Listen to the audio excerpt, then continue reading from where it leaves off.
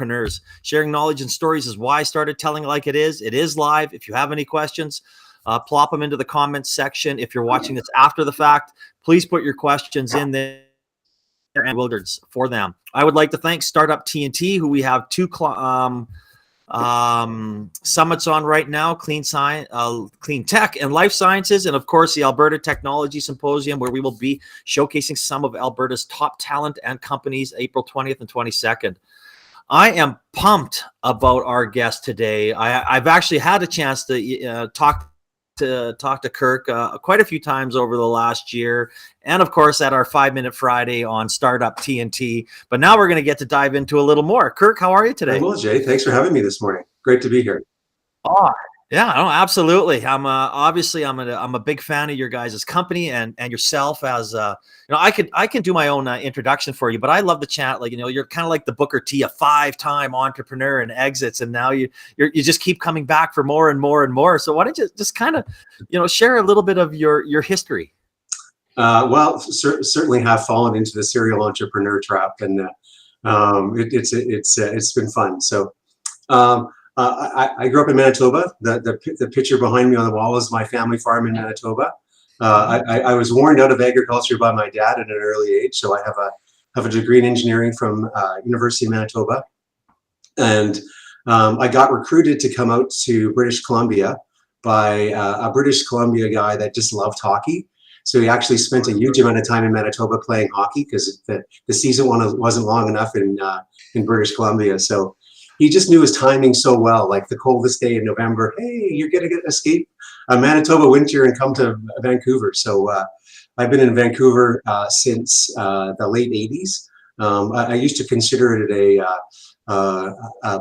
strategic career error because Vancouver wasn't really the center of technology. It's now just a strategic life error because it's a nice place to live. So I've been through a number of startups here in Canada, in the US, and we sold our last one in May 2019.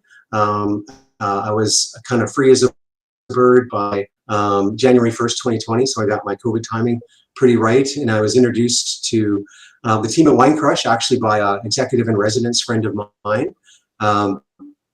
And he said, you really should talk to these guys. I think they're onto something. So I was really, really drawn by their mission. I really, really like the quality of the team, particularly the science team, and honestly, the challenge. This is a big challenge. It's a big mission, therefore a big challenge, and we're up for it. No, and again, I always talk. We have a half an hour conversation beforehand with all my guests, and you and I had such a great conversation, especially about entrepreneurship and the roles people play in hiring and doing things along those lines, and how people, once they have an exit or they're like, okay, it's even I've had the itch of saying, oh, you know what, maybe it's time for me to go back into a startup and dive straight in and help one rather than many. But I mean, that's a whole new conversation. But when we met over a year ago and you went through the Startup TNT Clean Tech Summit, and obviously, got some investment from us. I mean, you talked briefly about what inspired you so much about Winecrush, and why did you like the team and the role that you guys could play in maybe changing the way food is preserved and tastes. Yeah. So it's a really great question, and I just fell in love with the mission. One of the things you learn as an entrepreneur is kind of the size of your vision matters, right? So yeah, you really want to put a dent in the universe, and it really helps to start bringing in people, right? They too want to put a dent in the universe, and if you've got a mission for them or a place for them to sort of operate inside that mission, they're on board. So that's kind of what Winecrush is for me. So Winecrush is in the business of transforming agricultural side streams, starting with winery derivatives, the skins, the seeds, the sediment from winemaking, and turning that into high performance food. So, I can sit here and tell you that not only are we going to save on the order of 50 megatons per year in greenhouse gases associated with the decomposition of those winery derivatives, awesome superfood that honestly the winemaking industry just throws out on almost a global basis, which is it's kind of a, in terms of wrongs to be righted in the world, this is a pretty important one. We see ourselves putting a huge amount of extremely healthy calories back into the human food chain with no agricultural load on the planet, no new land, no new water, no new fertilizer, no new labor. We just take it and turn it into food. That, and we're going to do that at a 15 megaton per year basis on a global on a sort of global track. So we're starting small in the Okanagan, but we have significant global ambitions. And really, the third element, the third leg of our the good that we're going to do in the universe is we found a really interesting market niche for our food ingredient, which is working with the larger plant-based world that is trying to make good food out of plants, and we've got something that is making plant-based food tastier, chewier, and cheaper.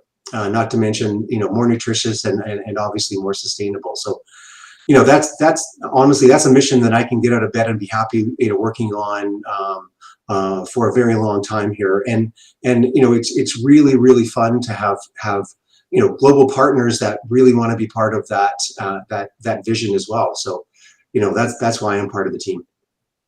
No, absolutely, and obviously bringing someone, with your background on and your history with startups and working with people, across North America and the world is priceless.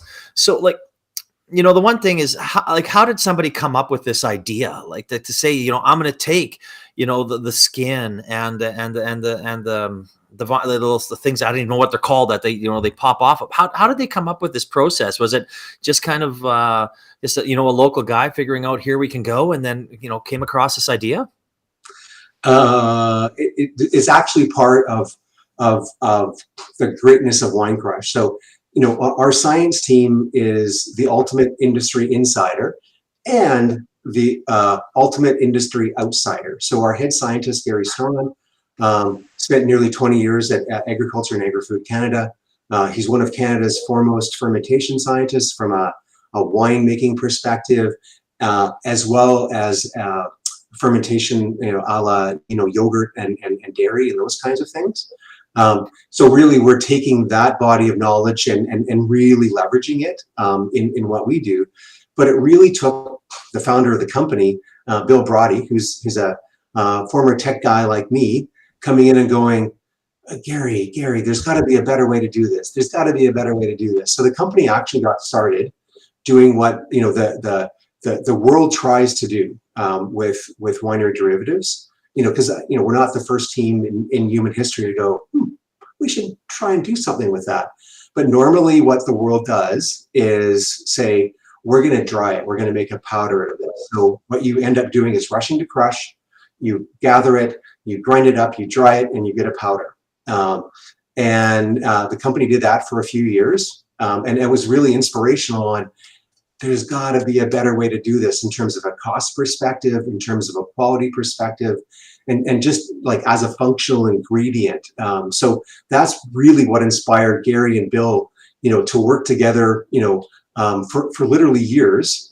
This company was founded, conceptually in 2016 to come up with that better way. So we have a new patent pending biomechanical process that uses fermentation versus drying to accomplish those missions, and we believe we have something that is globally scalable to take this winery derivative, which is hard, and Gary will tell you that the biggest issue with our input material, we're part of a huge push to upcycling, but we're going to do it at a massive scale, because we're kind of going up into the food chain where we can get access to 15 million metric tons of this stuff.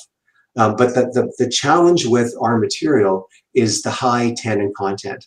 And we all know tannins. I just went out and got myself a cup of tea.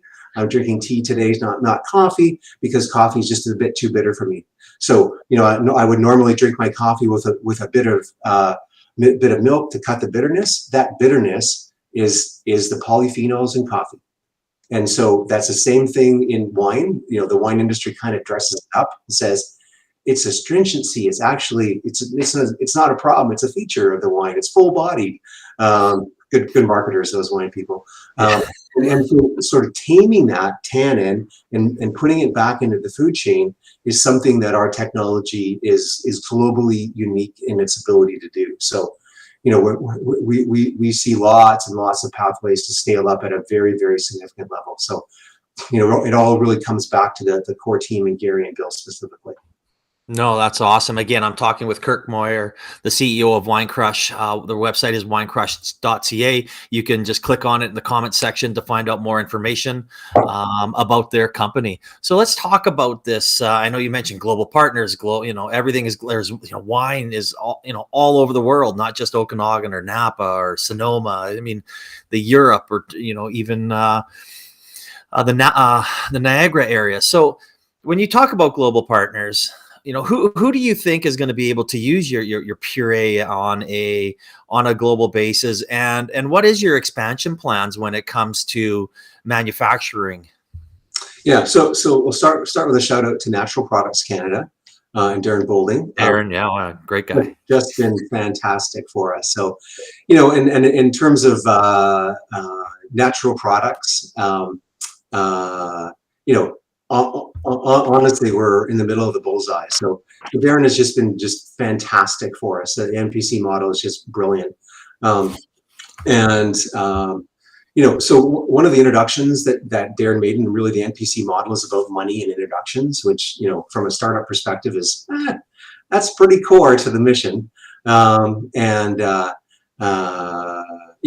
He's introduced us to a team in Australia who used to work for CSIRO, which is the Australian version of National Research Council. Very, very talented people when it comes to commercialization, and they're really helping us with that. So our expansion model is going to be sort of hammered out in cooperation with the guys from Australia. Their name is Spaghetti, and really the idea is we want to prove demand in any given region, and once we've proven demand, then we're going to introduce indigenous production. Australia is a really good example.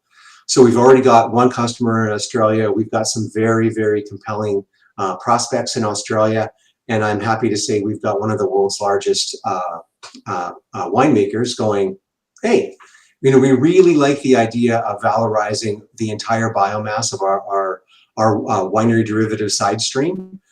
Is there an opportunity to work with you? So in Australia, we've got the supply, we've got the demand, and we're making progress with Spaghetti's help around the processing element. So that's really the core of what we're doing.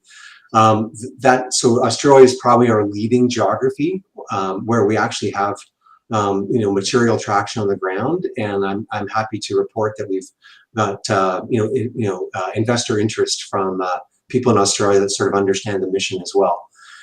The next region that we're going to be going after is Chile at this point. And again, as a result of seeing demand starting to perk up there. So there's some very, very innovative plant-based food companies in Chile. We're working with two of them. And the opportunity to, again, prove demand is there. And that will lead to indigenous production. And we're already starting to talk to wineries in Chile who, again, like our winery partners in Australia, are very, very motivated to do better from a sustainability perspective. Because, and it's really part of why I'm here. I've been going to the Okanagan forever, going, what do they do with the grapes after they make wine out of it? So it's one of those things that, as you drive by a winery, you go, that's a good question. I should look into that sometime. And here I am. So, wineries all over the world are thinking about this. And, it's not like it all goes to, very, very bad compost. There's better sustainability practices around the world. But like in Australia, for example, a lot of it goes to tartaric acid, and maybe some polyphenol extract, which valorizes maybe 10 to 20% of the biomass. We're valorizing 100% of that biomass. So for a winery, that is a very, very compelling sustainability conversation. And a lot of our, even our initial wineries here in the Okanagan are, extremely compelled by just the sustainability aspect of our value proposition. And that's such a, I know this is going to be the wrong term, hot topic right now, but I think it's such a global importance of the upcycle, right? And we're seeing more and more of that in Alberta. So that's obviously such a good story that you're able to take to talk to your potential partners. Oh, absolutely. And hot topic is actually a pretty good way to describe this, right? Like, I think the world is waking up and going, wow, depending on your source, the world wastes 50% of the food it produces. That's ridiculous, right? So in winemaking, they grow a grape, and so for 2 bottles of every wine that's produced, there's a third bottle that goes to derivative, right? That's wasted, right? So approximately a third in the winemaking world, right? So we know how to do this at scale with high tannin input materials, but upcycling is everywhere now, right? There's people doing it in many forms all over the world, and we actually do see ourselves at the crossroads of upcycling and fermentation. No, it is. I mean, we're seeing more and more and more of it, and even coming through the current Clean Tech Summit we're running right now. Again, I'm talking with Kirk Moir, CEO of Winecrush. Please click on their website in the comment section, whether you're watching this on Facebook, YouTube, or LinkedIn, and you'll be able to find out more information about them. Well, and let's talk about how we met. We obviously, you guys came through the Startup TNT Clean Tech Summit. You ended up getting an investment from us. We obviously grew a relationship. You yourself grew a relationship. So why don't you share your experience? And again, I don't know if it's going to be, I do kind of know because we talked about it, but good or bad, and how you think the Startup TNT experience, I mean, because you've gone on to raise more money, and how did that help? Yeah, well, it helped immensely. So, another shout out to Darren Boulding at Natural Product Canada, who suggested we might want to look at the Alberta Clean Tech Summit. So it turned out to be a fantastic experience for us. The Startup TNT crew is just fantastic. I've been through a number of these, and the team actually makes it a really compelling event. I learned a lot. The most memorable learning that I had was when a number of investors, it was kind of a reverse pitch session, right? Here's what we're thinking about. Here's what we want to see. Here's the trends that we're looking for. To hear that from an investor is it's just gold, right? And it's actually really hard to find. And it was sort of on offer from the Startup TNT experience. So brilliant in that way. Startup TNT was really the anchor for our May 2021 round. It was a safe investment that became part of our C2 that we just closed in the last 30 days. And again, it really is a result of having really, really good investors, and Startup TNT was really the anchor of making that happen, right? And it really is about bringing good people together. I certainly, Jay, we're talking about team earlier, right? I cannot do this by myself. So it really is a team, and shareholders are a critical element of that team. And Startup TNT has just been fantastic for bringing in, people that get it. They want to help. I love the expression "more than money," and we see that all over the place from our Startup TNT investors. So it was really, really just a brilliant experience for us, and it was a major contribution to the success we're experiencing today. Yeah, I actually, again, that's the second phrase I'm going to steal from you today, more than money, because Mine's a little more long-winded, and I'm all about brevity because I always tell people the connections and people you are going to meet are going to be more important than any of the money you may receive.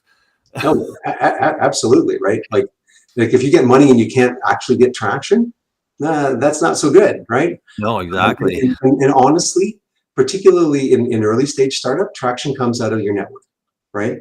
So the quality of your network is really, really important. And I am absolutely thrilled to say that, the quality of my network as a result of, our startup TNT safe investment in from May last year to now, and one order of magnitude does not do it justice. It's at least a couple or three orders of magnitude by people that have like, oh, they're really on to something here, right? And so we've got some really, really significant people in the plant-based food world that are going, huh, this really could be a revolution in the food industry in general, and then specifically around, accelerating the plant-based industry itself. So, when people that have been through it and have sold, plant-based food companies for hundreds of millions of dollars are going, huh, I should write a check too. I give some of that credit to, Startup TNT, and that's just making my network better. So, it really is about that snowball effect, and it really comes down to, I'm always looking for that, more than money effect. What can you do to help me? Because, your network is so at least different than mine, and probably, so complementary to mine. No, absolutely, absolutely, and we get this a lot from people like yourself, right? I mean, I'm sure there are people that have had a bad experience, but it's far and few between, and it's one of the reasons why I'm involved. I mean, I've only done 2 investments in the last 2 years outside of TNT, because it's not only is it brings out my weaknesses as an investor, or I'm not very techy. Whereas like, oh, we got some guys over here that are super tech, have exited tech companies. I know when they look into that, I trust them. They're like family. It's a great team environment, and it's such even all of Alberta is so collaborative that it's just awesome. It's just an awesome time to have a business, be investor, helping startups. Right now, it's just great. Yeah, and I really think that, Startup TNT has really nailed a nice model to be able to sort of harness that effect of people working together. You can talk about collaboration, but like actually, making it happen is a whole different, kettle of fish, and they do just a fabulous job of it. And to the point where I'm like, I want Startup TNT to come into, my geography, and I'm introducing the team all over the place, going, hey, of your experience, right? So, Yeah. I'm clearly a net promoter of the Clean Tech Summit, and the sort of the model of Startup TNT. That's awesome. Thank you for that. So let's talk about what's next for Winecrush. I mean, you've talked a little bit about kind of where you're going to go, but if you were going to, pick a perfect magic ball and say this is how it's going to play out in the next year or so, what would that look like? So, in my mind, Jade, we spent the bulk of 2021 doing market validation. So, big Steve Blank believer, market discovery, market validation. I think from a market discovery perspective, we've absolutely nailed problem solution, and we're working through validation. We've got initial customers coming on board now, and what we really want to see happening is we want to continue to grow that base of nice, easy to work with, smaller, aka challenger brands. I like that phrase. It's a phrase that I stole from Charles Chang of Vega Protein, and he at one point was a challenger brand, so he sort of gets it. So that's what we're going for. We want to build that base of commercial customers, but we've got some really, really heavy hitters in the funnel from both North America, even a few in Europe, but some really heavy hitters in Australia, and we want to really form a collaborative partnership. It's easy for me to say, we want to prove scale, and then we want to start indigenous production. There's a lot of big moving parts that have to happen, because we're really built. Well, in my world, we always talk about balancing supply with demand, but it's not balancing, because you want it to be growing like mad. So it takes people that sort of get that we're on a growth trajectory. We want to start small, and then we want to increment, and then we want to increment, and then we want to increment. So people that sort of understand that from a sort of a collaborative, customer, strategic customer perspective, really, really critical. So we want to continue to build our base of customers that we know that we can work with, but we want to pick a few shots in terms of big customers. And I'm happy to say that they're in our funnel today. They've evaluated our product. They love our product and see a fit for it in their larger portfolio. So, nice sentiment, but we need to go from nice sentiment to, now you're a strategic customer that, helped us double, helped us 10x our output, helped us get down, 100x. And, I actually think of my job as, it's pretty simple. I'm just, trying to find a good home for 15 million metric tons of winemaking derivative, and then I want to go on to the next agricultural side stream. And again, back to network effect. Our new board chair has done a lot of work with cranberries, and in his mind, if you think this works, well for a winery derivative, you got to try it on cranberries. So we've got a roadmap of other agricultural side stream that we believe that our patent pending biomechanical process can be applied to. So it's a very, very large vision, and we're going to need significant partners to grow. But fundamentally, we need to prove commercial traction on the ground with customers that we know we can work with, and then use that base to scale up from there. No, awesome. That is great. And I also, I wanted to thank, we obviously, Bill, we know Bill Brody's your founder, and he put a little comment in there. Was there any bears involved? Which I'm sure there was a story, and a good story. But I figured if we dived into that story at the 9-minute mark, we might not have got all this other information out. Well, if you want to spend another half an hour, you can get Bill on, and he can tell you the bear story. But the short version is the bear is the inspiration for the company. That's why it's in our logo. And the Okanagan is actually quite famous for this. So when Bill moved to the Okanagan, he was out bicycling. Yeah, he actually came across a bear, really, really enjoying, kind of the seasonal dessert of wine pumice before they went into hibernation. It was like October, November, and Bill, he was actually surprised by the bear. Was not at all motivated to leave the pumice pile. It was like, hey, Bill, go find your own pumice pile. I'm enjoying this one.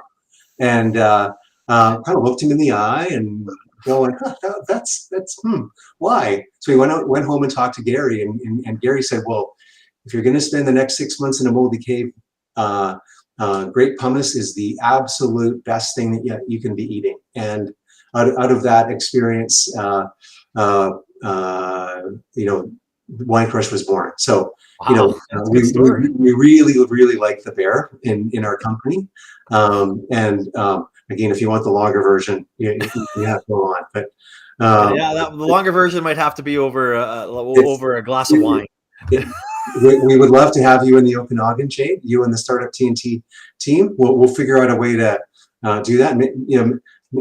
We've also got some investment money from Women's Equity Lab there, so maybe we can do some kind of event where we swap startup support stories.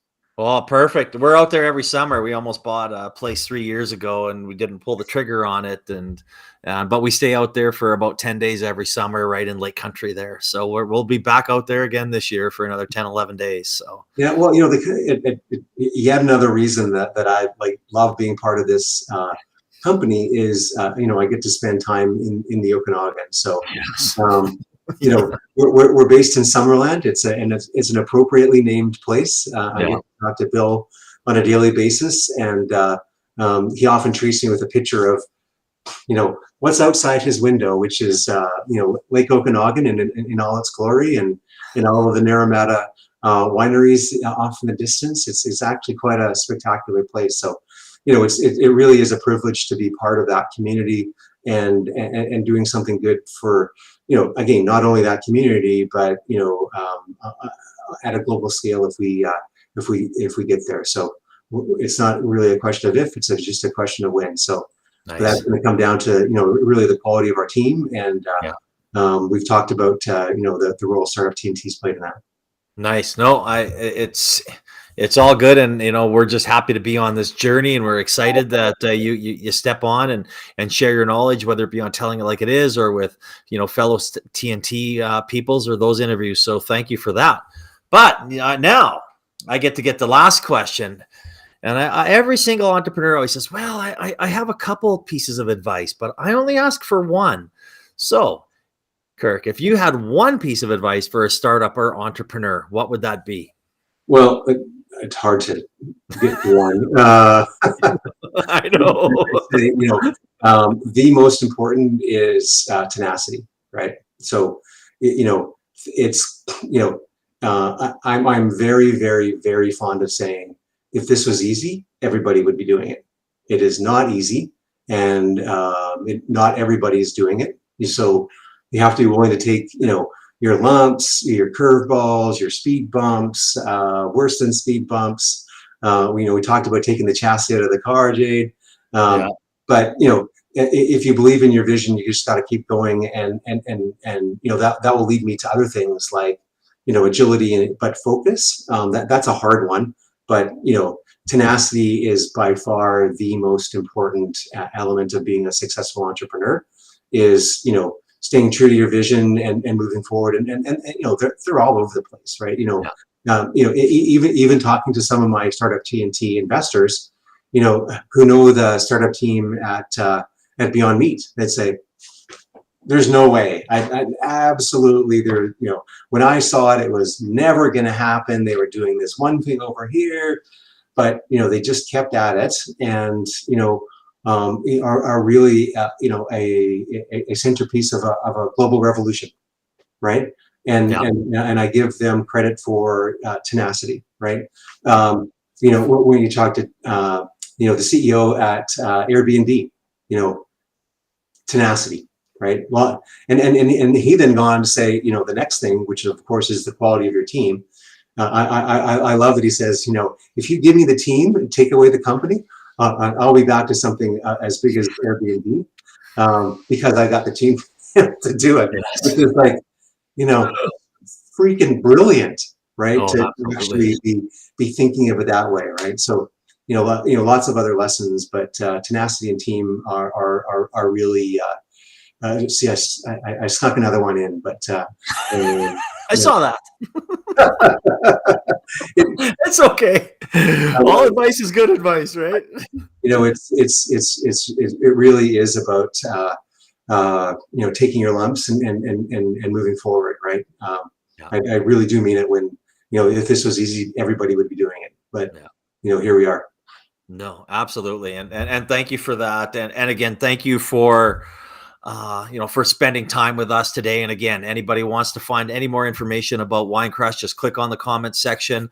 Again, thank you to Brett and his team at Goodlawyer for the new swag they gave me yesterday. Obviously, TNT, the Alberta Technology Symposium, all those links are in the comment section. And if you do have any questions, please reach out, put them in there, or you can directly reach out to Kirk or myself. And again, Kirk, thank you so much for your time today. And I really appreciate you sharing your storage and knowledge with us.